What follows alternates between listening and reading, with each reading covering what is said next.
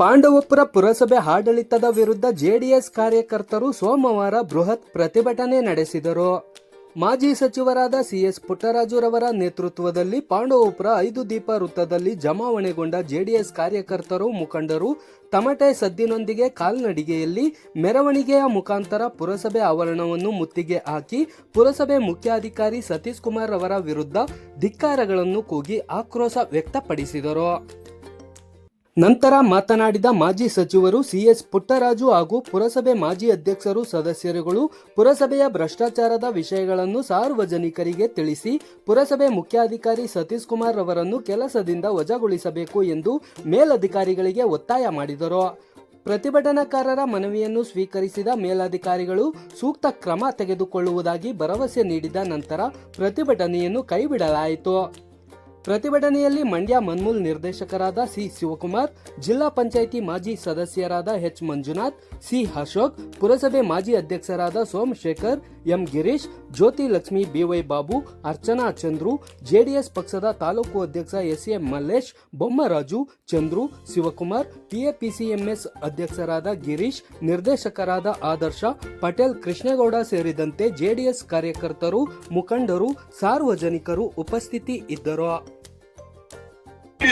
ಕೊಟ್ಟಿ ಯಾವ ಸರ್ಕಾರಗಳು ಫೇಲ್ಯೂರ್ ಆಗಿದೆ, ಕಾಂಗ್ರೆಸ್ ನಿರ್ನಾಮ ಆಗಿದೆ, ಇಡೀ ದೇಶದಲ್ಲಿ ನಿರ್ನಾಮ ಆಗಿದೆ. ಅದರಿಂದ ದಯಮಾಡಿ ಬಂಧುಗಳೇ, ನೀವು ಇವತ್ತನೇ ಒಂದು ನಿರ್ಧಾರ ಮಾಡಿ, ಈ ಒಂದು ಕುಕ್ಕಟ್ಟೆ ಭಾಗ್ಯ ಕೊಡುವ ಸರ್ಕಾರ ನಮಗೆ ಬೇಡ ಅನ್ನೋ ನಿರ್ಧಾರವನ್ನು ನೀವು ಮಾಡಬೇಕು ಅಂತ ಹೇಳ್ತಾ ಮನವಿ ಮಾಡ್ತಾ, ಈಗ ಸೈಟ್ಗೆ ಪಾಂಡವಪುರದಲ್ಲಿ ಎಲ್ಲೆಲ್ಲಿ ಜಾಗ ಇದೆ, ಎಷ್ಟು ಜನಕ್ಕೆ ಸೈಟ್ ಕೊಡಬಹುದು ಅನ್ನೋ ವಿವರವಾಗಿ ಪುಟ್ಟರಾಜು ಹೇಳ್ತಾರೆ. ಆ ದಯಮಾಡಿ ಕೇಳಬೇಕು. ನೀವು ಇಲ್ಲಿ ಬಂದಿರುವಂತ ಯಾರು ಇಲ್ಲಿ ಪ್ರತಿಭಟನೆಗೆ ಬಂದಿದ್ದೀರಿ, ನೀವು ಹೋದಾಗ ಯಾರು ಬಂದಿಲ್ಲ ಅವರೆಲ್ಲರಿಗೂ ಈ ವಿಚಾರವನ್ನ ಹೇಳ್ಬೇಕು. ನೀವು ನೋಡಿ, ಈ ತರ ಅವ್ಯವಹಾರ ನಡೀತಾ ಇದೆ ಅಂತ ಹೇಳಿ ಅವರು ಕೂಡ ಗೊತ್ತಾಗ್ಲಿ. ಮತ್ತೆ ಇವತ್ತು ಬಂದಿರುವಂತ ಎಲ್ಲ ನನ್ನ ಬಂಧುಗಳಿಗೆ ನನ್ನ ವಿಶೇಷ ನಮಸ್ಕಾರ ತಿಳಿಸಿ ನನ್ನ ಮಾತನ್ನು ಮುಗಿಸ್ತೀನಿ. ಖಂಡಿಸಿ ಅನಿವಾರ್ಯ ನಾವು ಮಾಡಲೇಬೇಕಾಗಿತ್ತು ಪ್ರತಿಭಟನೆಯನ್ನ. ಹಾಗಾಗಿ ಈಗ ಪ್ರತಿಭಟನೆ ಮಾಡ್ತಾ ಇದ್ದೀವಿ. ಯಾರ್ಯಾರಿಗೆ ಸೈಟ್ ಬೇಕು ಕೈ ಅಂತ ಒಂದು ನಿಮಿಷ ನೋಡ್ತೀನಿ. ಬರೀ ಹೆಂಗಸರೇ ಹೇಳ್ತಾ ಇದ್ರೆ ಗಂಡಸರಿಗೆ ಯಾರಿಗೂ ಸೈಟ್ ಬೇಡವೇನು?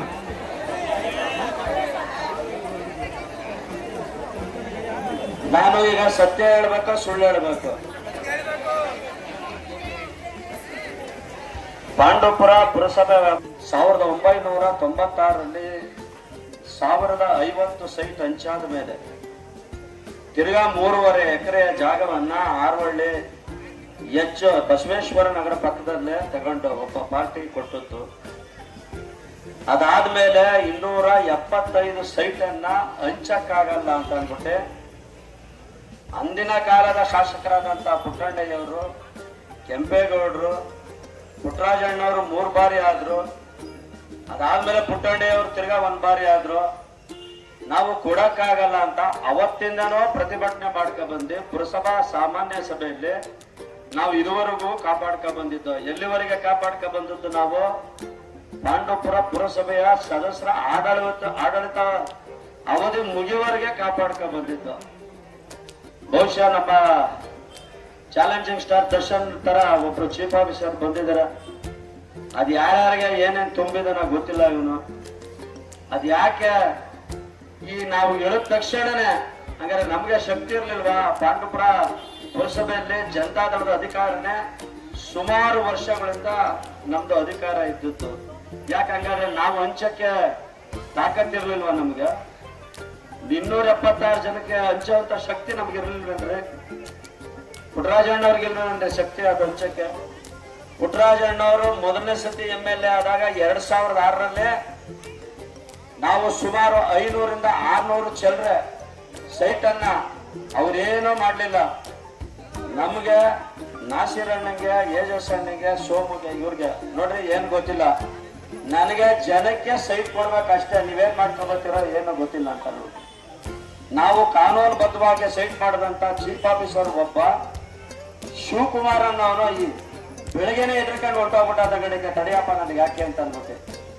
ಅಂದಿನ ಮುಖ್ಯಮಂತ್ರಿಗಳಾದಂತ ಸನ್ಮಾನ್ಯ ಶ್ರೀ ಎಚ್.ಡಿ. ಕುಮಾರಸ್ವಾಮಿ ಅವರು ಮಂಡ್ಯ ಜಿಲ್ಲೆಯ ಸಂಪೂರ್ಣ ನಮ್ಮ ನಾಯಕರಾದಂತ ಪುಟ್ಟರಾಜಣ್ಣವ್ರನ್ನ ಸುಪರ್ದಿಗೆ ಕೊಡ್ತಿದ್ರು. ಒಟ್ಟಾಗಿ ಒಂದು ಕಾಂಪೌಂಡ್ ರೀತಿ ನಿಮ್ ಸುತ್ತ ಒಂದು ಬೇಲಿನ ಹಾಕೊಂಡು ನೀವ್ ಏನೇನ್ ಮಾಡ್ಬೇಕು, ಪಾಂಡವಪುರನ ಯಾವ ತರ ಇಲ್ಲಿ ಜನಗಳಿಗೆ ಮೋಡಿ ಮಾಡ್ಬೇಕು, ಆ ಮೋಡಿ ಮಾಡೋದ್ರಲ್ಲಿ ತುಂಬಾ ನಿಪುಣರಾಗಿ ನೀವು ಕೆಲಸ ಮಾಡ್ಕೊಂಡು ಹೋಗ್ತಾ ಇದೀರಿ. ಇವೆಲ್ಲದನ್ನು ವಿಸ್ತೃತವಾಗಿ ನಮ್ಮ ನಾಯಕರಾದಂತ ಪುಟ್ಟರಾಜಣ್ಣವ್ರಿಗೆ ವಿಸ್ತೃತವಾಗಿ ಎಳೆಯಾಗಿ ನಾವು ಅದನ್ನೆಲ್ಲ ಬಿಚ್ಚಿ ಹೇಳಿದ್ವಿ ಅವ್ರಿಗೆ. ಇದ್ರ ಬಗ್ಗೆ ಇನ್ನೂ ಕೂಡ ಮಾತಾಡಿದ್ರೆ ಇನ್ನೂ 1 ಗಂಟೆ ಮಾತಾಡಿದ್ರು ಕೂಡ ಇದು ಮುಗಿಯಲ್ಲ.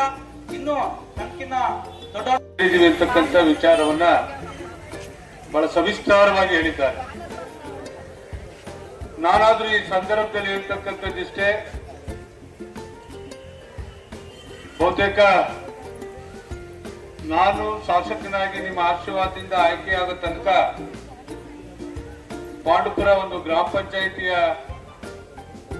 ಮಟ್ಟಕ್ಕೇನೆ ಯಾವುದೇ ಅಭಿವೃದ್ಧಿಗಳನ್ನ ಕಾಣದೆ ಇಲ್ಲಿ ಏನೇನು ತಾಲೂಕು ಕೇಂದ್ರ ಸ್ಥಾನಗಳಿಗೆ ಆಗ್ಬೇಕಾಗಿತ್ತು ಆ ಕಾರ್ಯಕ್ರಮಗಳು ಅನುಷ್ಠಾನ ಆಗದೆ ಉಳಿದಿದ್ದಂಥದ್ದು ಎಲ್ಲರಿಗೂ ಗೊತ್ತಿರ್ತಕ್ಕಂಥ ವಿಚಾರ. ಬಹುತೇಕ ಅವತ್ತಿಂದ ಇವತ್ತಿನ ತನಕ ನಮ್ಮ ಪುರಸಭೆಯ ಅಧ್ಯಕ್ಷರು, ಉಪಾಧ್ಯಕ್ಷರು, ಗೌರವಾನ್ವಿತ ಪಕ್ಷಾತೀತವಾಗಿ ಎಲ್ಲ ಸದಸ್ಯರುಗಳ ಒಂದು ನೇತೃತ್ವದಲ್ಲಿ ಪಾಂಡುಪುರ ಪಟ್ಟಣಕ್ಕೆ ಯಾವ್ಯಾವ ಕಾರ್ಯಕ್ರಮಗಳನ್ನ ರೂಪಿಸಬೇಕು ಅಂತೇಳಿ ಪಕ್ಷಾತೀತವಾಗಿ ಕೂತ್ಕೊಂಡು ಹಂತವಾಗಿ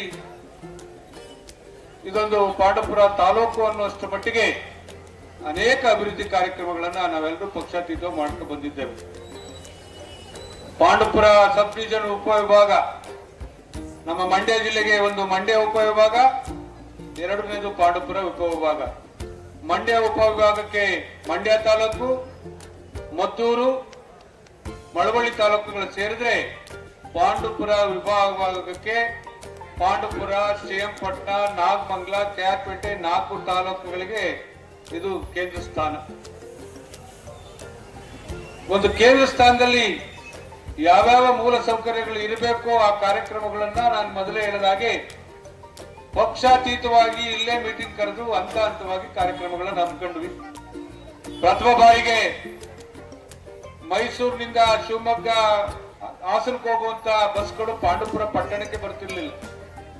ಇಲ್ಲಿ ಬಸ್ ಸ್ಟ್ಯಾಂಡ್ ಮಾಡಬೇಕು ಅಂತೇಳಿ ಪಕ್ಷಾತೀತವಾಗಿ ಒಕ್ಕೋರನ್ನ ಒಂದು ಒತ್ತಾಯದ ಮೇಲೆ ಅಲ್ಲಿ ಹಾರ್ಟಿಕಲ್ಚರ್ ಬಿಲ್ಡಿಂಗ್ ಇತ್ತು, ಅದನ್ನ KSRTC ಅವರಿಗೆ ಹಸ್ತಾಂತರಿಸಿ ಬಹುತೇಕ ನಾವು ಅವತ್ತು ಪಟ್ಟಂತ ಕಷ್ಟ ಊಹಿಸ್ಲಿಕ್ಕೆ ಸಾಧ್ಯ ಇಲ್ಲ. ಅಷ್ಟರ ಮಟ್ಟಿಗೆ ಅದನ್ನ ಹಸ್ತಾಂತರ ಮಾಡಿ ಇಡೀ ರಾಜ್ಯಕ್ಕೆ ಒಂದು ಮಾಡೆಲ್ ಬಸ್ ಸ್ಟ್ಯಾಂಡ್ ಅನ್ನ ಮಾಡುವಂತ ಕಾರ್ಯಕ್ರಮವನ್ನ ನಿಮ್ಮ ಎಲ್ಲರ ಸಹಕಾರದಿಂದ ಅವತ್ತು ನಾವು ಮಾಡಿದ್ವಿ. ಅದಾದ್ಮೇಲೆ ನನ್ನ ಪೂಜ್ಯ ಗೌಡಯ್ಯನವರು ಇಲ್ಲ, ಹಿರಿಮಳ್ಳಿ ಗೌಡಯ್ಯನವರು ಅವರ ನೇತೃತ್ವದಲ್ಲಿ ಬಹುತೇಕ ಪಾಂಡುಪುರದಲ್ಲಿ ಒಂದು ಅತ್ಯುತ್ತಮವಾದಂತಹ ಒಂದು ಸ್ಟೇಡಿಯಂ ಆಗ್ಬೇಕು ಅಂತೇಳಿ ಅವರ ನೇತೃತ್ವದಲ್ಲಿ ಎಲ್ಲರ ಮನವೊಲಿಸಿ ಹಲವಾರು ಜನ ಸೈಟ್ಗಳನ್ನ ಬಿಟ್ಟುಕೊಟ್ರು.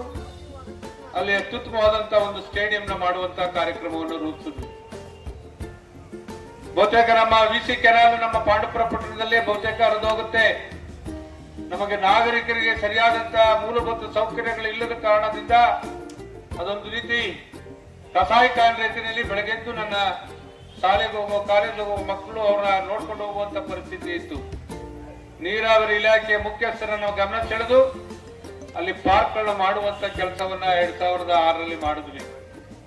ಅದಾದ್ಮೇಲೆ ಇಲ್ಲಿ ಕುಡಿಯ ನೀರಿನ ಸಮಸ್ಯೆ ಕಾಣ್ತಾ ಇತ್ತು. ಗೆಳೆಯ ಚಂದ್ರಶೇಖರ್ ಅವರು ಹೇಳಿದ ರೀತಿ ಇವತ್ತಿನ ಈ ರಾಜ್ಯದ ಮುಖ್ಯಮಂತ್ರಿಗಳೇ ಸಿದ್ದರಾಮಯ್ಯ ಅವರು ಅವತ್ತು ನಮ್ಮ ಪಕ್ಷದಿಂದ ಉಪಮುಖ್ಯಮಂತ್ರಿಗಳಾಗಿದ್ರು ಧರ್ಮಸಿಂಗ್ ಅವರ ಸರ್ಕಾರದಲ್ಲಿ 16 ತಿಂಗಳಲ್ಲಿ ಅದನ್ನ ಮಂಜೂರು ಮಾಡಿಸಿ ಕೆಲಸ ಪೂರ್ಣ ಮಾಡಿಸಿ ಕಾವೇರಿ ನೀರನ್ನ ಪಾಂಡುಪುರ ಪಟ್ಟಣದ ಪ್ರತಿ ಮನೆಗೆ ತರುವಂತ ಕೆಲಸವನ್ನ ನಾವೆಲ್ಲರೂ ಸೇರಿ ಮಾಡಿದ್ವಿ. ಬಹುತೇಕ ಆವತ್ತಿನ ಆ ಸಂದರ್ಭ ಕಣ್ತುಂಬಿಕೊಳ್ಳಲಿಕ್ಕೆ ಸಾಧ್ಯ ಇಲ್ಲ ಅಂತ ಅನೇಕ ಸಂದರ್ಭಗಳನ್ನ ಕಂಡಿದ್ದೇವೆ. ಏನಾಗಿದೆ ಅಂತ ಅರ್ಥೈಸ್ಕೋಬೇಕು. ಬಹುತೇಕ ನಾವು ಒಂದು ಕಾಫಿಯನ್ನು ಇಲ್ಲಿ ಕುಡಿದೆ ಅತ್ಯುತ್ತಮವಾದಂತ ರೀತಿಯಲ್ಲಿ ಒಂದು ಪಾರದರ್ಶಕವಾಗಿ ಅವತ್ತು 500-600 ಸೈಟ್ ಹಂಚಿ ನಿಮ್ಮ ಮನೆ ಬಾಗಿಲಿಗೆ ಹಕ್ಕುಪತ್ರಗಳನ್ನ ತಂದುಕೊಟ್ಟಂತ ಸಂದರ್ಭದಲ್ಲೂ ಯಾವತ್ತು ನಿಮ್ಮ ಕಷ್ಟಪಟ್ಟ ದುಡ್ಡು 1 ರೂಪಾಯಿ ಖರ್ಚಾಗಬಾರ್ದು ಅಂತೇಳಿ ನಾನೇ ನನ್ನ ಶಾಸಕರಿಗೆ ಬರ್ತಕ್ಕಂಥ ಸಂಬಳದಲ್ಲಿ 3 ಲಕ್ಷವನ್ನ ಕಟ್ಟಿ ನನ್ನ ಅವತ್ತಿನ ಫಲಾನುಭವಿಗಳಿಗೆ ಸೈಟ್ ಕೊಡಿಸಂತ ಇತಿಹಾಸ ನಮ್ಮ ಕಣ್ಣು ಮುಂದೆ ಇದೆ.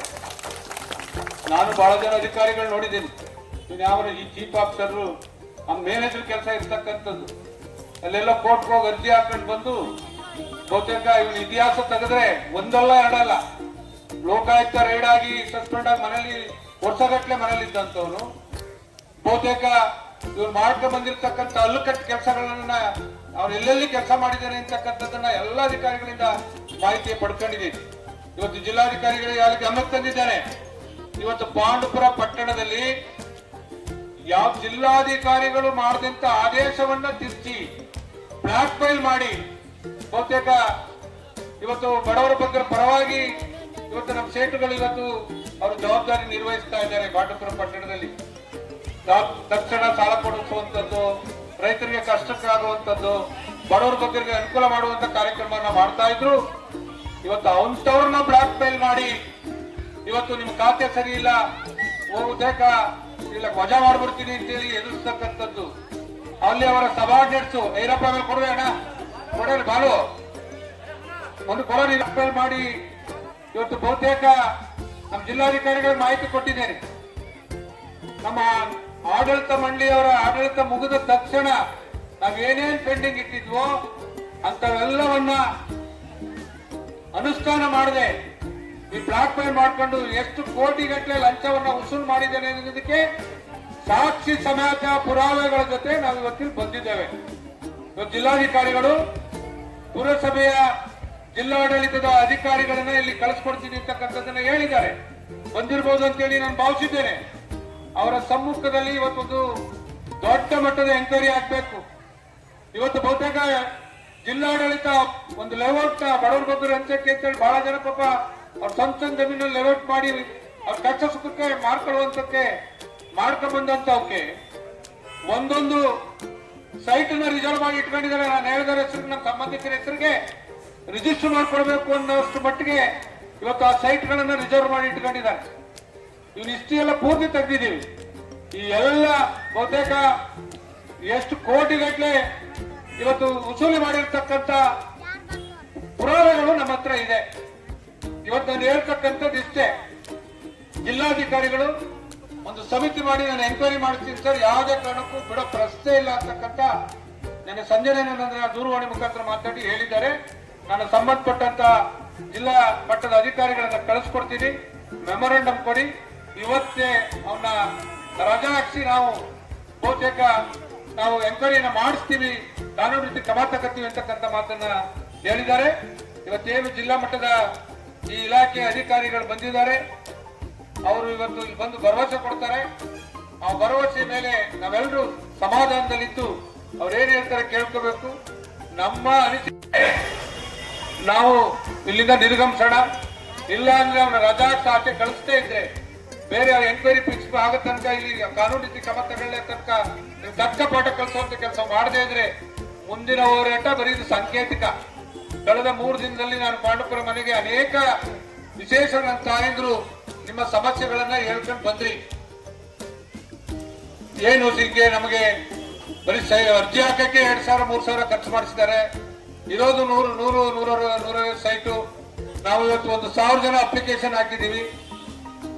ಯಾವುದೇ ಕಾರಣಕ್ಕೂ ನೀವು ನಮಗೆ ನ್ಯಾಯ ಕೊಡಿಸುವಂತ ಕೆಲಸ ಆಗ್ಬೇಕು ಅಂತಕ್ಕಂಥ ಮಾತನ್ನ ಈ ಸಂದರ್ಭದಲ್ಲಿ ನೀವು ನಮ್ ಗಮನಕ್ಕೆ ತಂದ್ರಿ. ಇವತ್ತು ನನ್ನ ಎಲ್ಲ ಪುರಸಭೆಯ ನಿಕಟಪೂರ್ವ ಅಧ್ಯಕ್ಷರು, ಉಪಾಧ್ಯಕ್ಷರು, ಗೌರವಾನ್ವಿತ ಎಲ್ಲ ಸದಸ್ಯರುಗಳು ಕೂತು ಮಾತಾಡಿ ಯಾವ ರೀತಿ ನಾವು ಹೋರಾಟವನ್ನು ಮಾಡಬೇಕು ಅಂತ ಹೇಳಿ ರೂಪಿಸ್ಕೊಂಡಿದ್ದೀವಿ. ನಾವು ಯಾವತ್ತೂ ನೀವು ಸೈಟ್ ಹಂಚ್ಬಿಡಿ ಅಂತ ಹೇಳೋದಿಲ್ಲ. ಆದ್ರೆ ಈಗ ಆಯ್ತಲ್ಲಪ್ಪ, ಅಲ್ಲೊಂದು 100 ಸೈಟು ಆರೋಳಿ ಹತ್ರ ಕೊಡ್ತೀರಿ, ಈ ಭಾಗದವ್ರಿಗೆ ಏನ್ ಕೊಡ್ತೀರಿ? ಚಂದ್ರ ಬಡಾವಣೆಯವರಿಗೆ ಅವ್ರದ್ದು ಆರೋಳಿ ಇರ್ತಾರಿಲ್ಲ, ಆರೋಳಿ ಚಂದ್ರ ಬಡಾವಣೆ ಹಂಚ್ಕೊಳಕ್ಕಾಗತ್ತಾ? ಆ ಭಾಗದಲ್ಲೇ ಅವ್ರಿಗೆ ಗುರುಸಿ ಬಡವರಿಗೆ ಸೈಟ್ ಕೊಡುವಂತ ಕೆಲಸ ಆಗ್ಬೇಕು.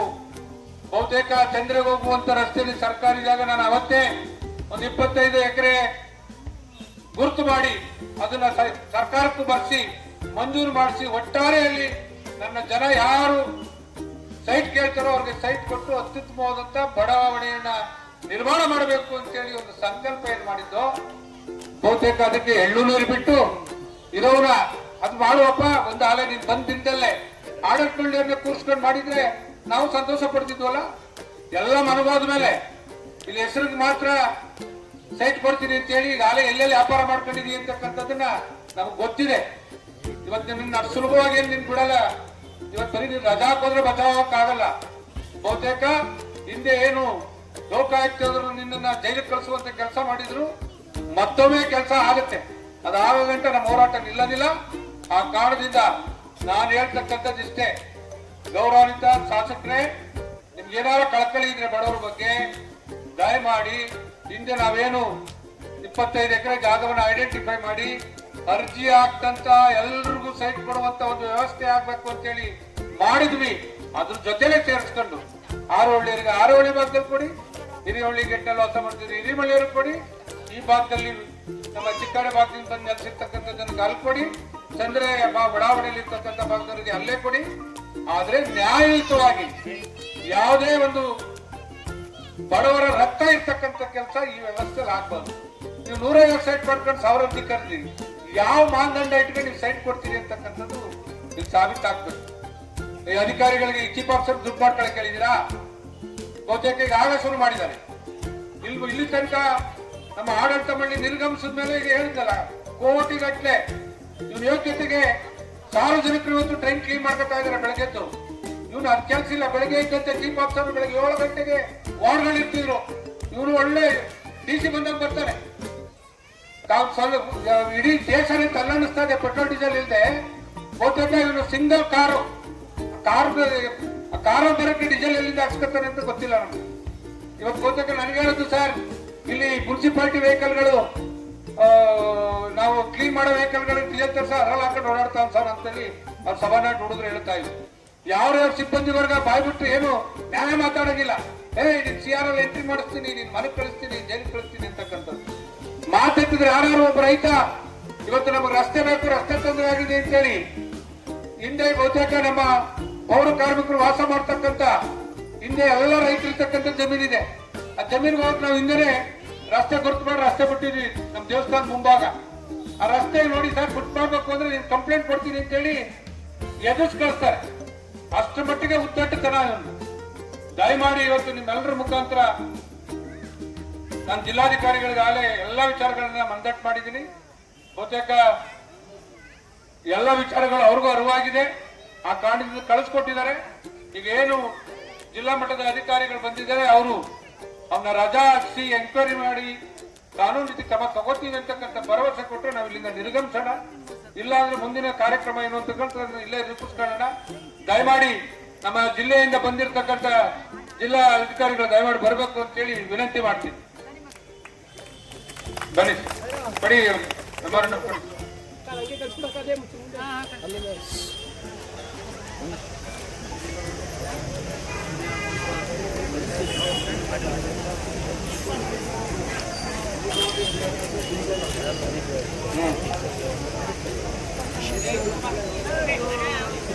ಅಭಿಪ್ರಾಯ ಏನು ಅಂತಕ್ಕಂಥದ್ದನ್ನ ಹೇಳಬೇಕು.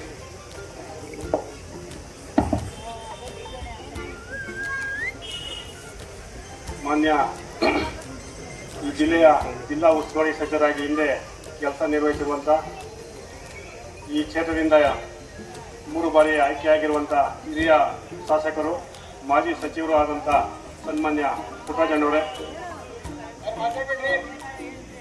ಈ ಒಂದು ಪ್ರತಿಭಟನೆಯಲ್ಲಿ ಭಾಗಿಯಾಗಿರುವಂಥ ಎಲ್ಲ ನಮ್ಮ ಪುರಸಭೆಯ ಅಧ್ಯಕ್ಷರೇ, ಮಾಜಿ ಅಧ್ಯಕ್ಷರುಗಳೇ, ಉಪಾಧ್ಯಕ್ಷರುಗಳೇ, ಎಲ್ಲ ಸದಸ್ಯರುಗಳೇ ಹಾಗೂ ಇಲ್ಲಿ ನೆರೆದಿರುವಂಥ ಎಲ್ಲ ಸಾರ್ವಜನಿಕ ಬಂಧುಗಳೇ, ಈಗೇನು ನಮ್ಮ ಮಾಜಿ ಸಚಿವರಾದಂಥ ಪುಟ್ಟರಾಜಣ್ಣವರು ನಮಗೆ ನಿಮ್ಮೆಲ್ಲರ ಪರವಾಗಿ ಒಂದು ಮನವಿಯನ್ನು ಕೊಟ್ಟಿದ್ದಾರೆ. ಆ ಮನವಿ ಬಗ್ಗೆ ಅವ್ರು ಹೇಳ್ದಂಗೆ ಈ ದಿನವೇ ಜಿಲ್ಲಾಧಿಕಾರಿಗಳ ಜೊತೆ ಚರ್ಚೆ ಮಾಡಿ ಮುಖ್ಯಾಧಿಕಾರಿಗಳ ತಪ್ಪೆಸಲಿಕ್ಕೆ ಅಂದರೆ ಅವ್ರ ಮೇಲೆ ಶಿಸ್ತು ಕ್ರಮವನ್ನು ನಾವು ಖಂಡಿತ ಗೊತ್ತಾಗ್ತೀವಿ. ಇಲ್ಲಿ ಅವ್ರು ಇಷ್ಟ ಬಂದಂಗೆ ಕೆಲಸ ಮಾಡಲಿಕ್ಕೆ ಅವಕಾಶ ಇಲ್ಲ. ಸರ್ಕಾರ ಮತ್ತು ಇಲಾಖೆ ಜನಪ್ರತಿನಿಧಿಗಳು ನಿಮ್ಮೆಲ್ಲರೂ ವಿಶ್ವಾಸ ತಗೊಂಡು ಕೆಲಸ ಮಾಡಬೇಕು. ಈ ಏನೇ ತಪ್ಪಾಗಿಯೂ ಸಹ ನಾವು ನಿರ್ದಾಕ್ಷಿಣ್ಯವಾಗಿ ಕ್ರಮ ತಗೋತೀವಿ ಅಂತ ಮೊನ್ನೆ ಸಚಿವರಿಗೆ ಮನವರಿಕೆ ಮಾಡಿಕೊಡ್ತಾ ಪ್ರತಿಭಟನೆ ಕೈ ಬಿಡಬೇಕು ಅಂತ ಅವರಲ್ಲಿ ಬಹಳ ವಿನಯಪೂರ್ವಕವಾಗಿ ಕೋರ್ಕೊಳ್ತಾ ಇದ್ದೀವಿ.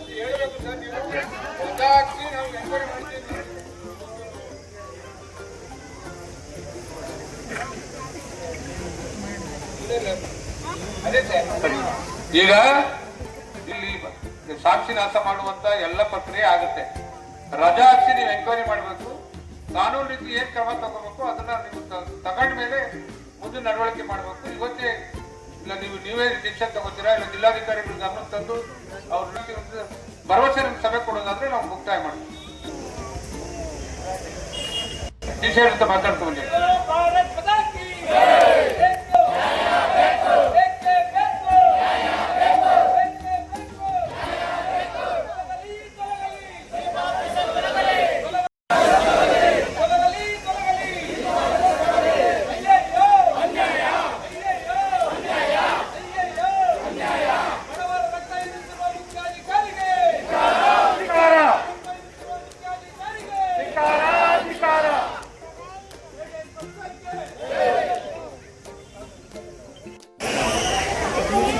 ಈಗ ದಯಮಾಡಿ ಇವತ್ತು ನಮ್ಮ ಈ ಹೋರಾಟ ನಿಲ್ಲೋದಿಲ್ಲ. ನಿಜವಾದಂತ ನನ್ನ ಬಡವರ ಬಲ್ಲಿಗರಿಗೆ ಇವತ್ತು ಈ ಪುರಸಭೆಯ ಚೀಫ್ ಆಫೀಸರ್ ಇಂದ ಏನು ತೊಂದರೆ ಆಗಿದೆ ಅದಕ್ಕೆ ತಕ್ಕ ಶಾಸ್ತಿ ಕಲಿಸುವಂತ ಕೆಲಸ ದಿನನಿತ್ಯ ನಡೀತಾ ಇರ್ತದೆ. ಇನ್ಮೇಲೆ ಇವತ್ತು ಬಹುತೇಕ ನೀವೆಲ್ಲರೂ ಬಂದು ಅಪೀಲ್ ಮಾಡಿ ಇವತ್ತಿಂದ ಹೋರಾಟ ಮಾಡಿ ಜವಾಬ್ದಾರಿ ಸರ್ಕಾರದ ಮೇಲ್ಮಟ್ಟದ ಅಧಿಕಾರಿಗಳ ಗಮನ ಸೆಳೆಯೋಣ ಅಂತಕ್ಕಂಥ ಮಾತನ್ನ ನಾವೇನ್ ಹೇಳಿದ್ವೋ ಅದೇ ರೀತಿ ಬಹುತೇಕ ಇವತ್ತಿಲ್ಲಿ ನಾವು ಸೇರಿ ಇವತ್ತು ಜಿಲ್ಲಾ ಮಟ್ಟದ ಅಧಿಕಾರಿಗಳ ಗಮನ ಸೆಳೆದು ಇವತ್ತು ಜಿಲ್ಲಾ ಮಟ್ಟದ ಅಧಿಕಾರಿಗತವಾಗಿ ನ್ಯಾಯಪಡಿಸುವಂತ ಕೆಲಸ ನಾವು ಮಾಡ್ತೀವಿ. ಈಗ ಅಧಿಕಾರಿಗಳು ಅಂತಿಮವಾಗಿ ಹೇಳ್ತಾರೆ, ಅವ್ರ ಮಾತಿಗೆ ನಾವು ಮನ್ನಣೆ ಕೊಡಬೇಕಾಗಿದೆ. ಈಗ ಅವರು ಏನ್ ತೀರ್ಮಾನ ಮಾಡ್ತೀವಿ ಅಂತಕ್ಕಂಥದ್ದು ಹೇಳ್ತಾರೆ, ಕೇಳ್ಕೊಂಡು ಮುಂದಿನ ನಿರ್ಣಯ ಮಾಡಿ. ಈಗ ಮಾನ್ಯ ಜಿಲ್ಲಾಧಿಕಾರಿಗಳ ಜೊತೆ ಮಾನ್ಯ ಸಚಿವರ ಸೂಚನೆ ಅಂತ ಈಗ ಡಿಸ್ಕಸ್ ಮಾಡಿದ್ದೀವಿ.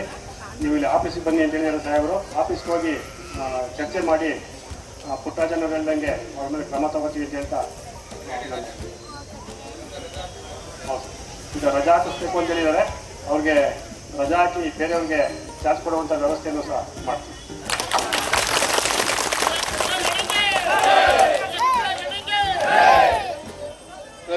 ದಯಮಾಡಿ ಇವತ್ತು ಬಹುತೇಕ ಇದು ಪ್ರಥಮ ಹಂತದ ಹೋರಾಟ. ಮುಂದೆ ಅದು ಯಾವುದೇ ಹೋರಾಟ ಅಂತ ಬರಲಿ, ಇದರ 10 ಪಟ್ಟು ನಾಗರಿಕರಿಗೆ